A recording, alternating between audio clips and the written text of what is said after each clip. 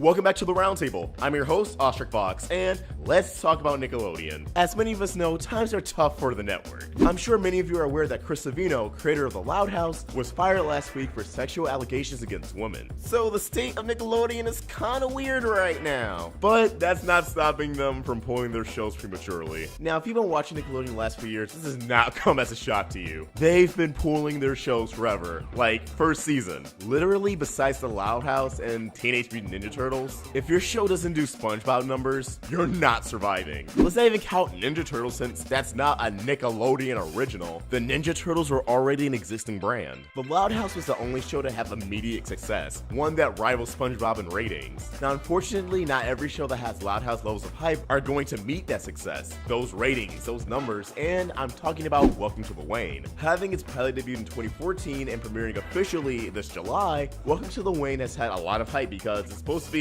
Nickelodeon's answer to Gravity Falls. It has mysteries and overarching stories and really good characters and just wacky mayhem, and it looks like it's already canceled. This was brought to my attention over Twitter. I saw Nick and More, the account that keeps many people updated on, well, Nickelodeon's schedule and premieres, tweeted this morning, just dawned on me that 4 new episodes of Welcome to the Wayne were originally scheduled to air this week. I guess it's gone the way of Bunsen. For those of you who don't know, they are referring to Bunsen is a Beast, Butch Hartman's new show that premiered earlier in January that has only had 16 episodes air and hasn't been on the schedule in a while. No one really talked about it.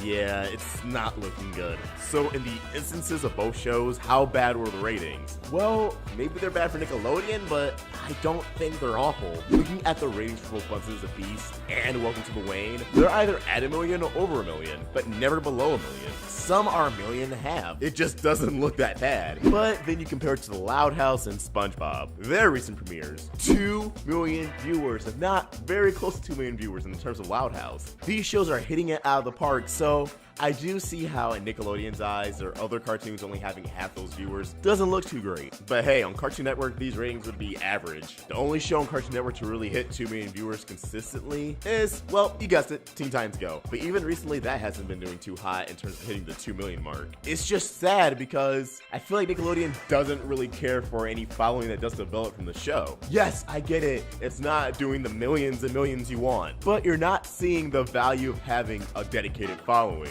A dedicated following means they'll buy merch. They'll make you money regardless. Actually, that's probably what kept TMNT afloat all these years. And I've seen some Bunsen and I've seen some Welcome to the Wayne, and while they didn't blow me away, I thought they were entertaining. They weren't a menace to society. They don't deserve to be canceled before the show even finishes airing. So you can already kind of predict how Nickelodeon's gonna handle the rest of these series. Nicktoons, they're gonna get moved to Nicktoons. And it's unfortunate, it really is. It's also very important to note, these shows don't really get reruns. Any reruns are pushed aside for Loud House and SpongeBob reruns. Because again, those were the instant successes, the heavy hitters. I just miss when there was variety on Nickelodeon, where yeah, SpongeBob was still king, but you know, we still had our Fairly Odd Parents, we still had our Danny Phantoms, our Jimmy Neutrons, and they were all solid good shows that all had equal airtime and representation on the network. It just feels like after these Nicktoons ended, when Fairly Odd Parents was initially canceled, when Jimmy Neutron ended, when Danny Phantom ended, that's when Nickelodeon was just like, alright, if we don't have SpongeBob level successes from now on, they're getting canned right away. I still miss you, Harvey Beaks. But yeah, I wanted to share that with you guys. What are your thoughts? Have you seen Welcome to the Wayne or Bunsen is a Beast? Do you think they deserve to be canceled? Just because they're not doing as well as SpongeBob or The Loud House, 2 really big names with really big fandoms? Leave your thoughts in the comments below or tweet them to me at Ostrich Fox. You can follow us on Twitter, Instagram, and Facebook at Roundtable Viz for updates on our videos,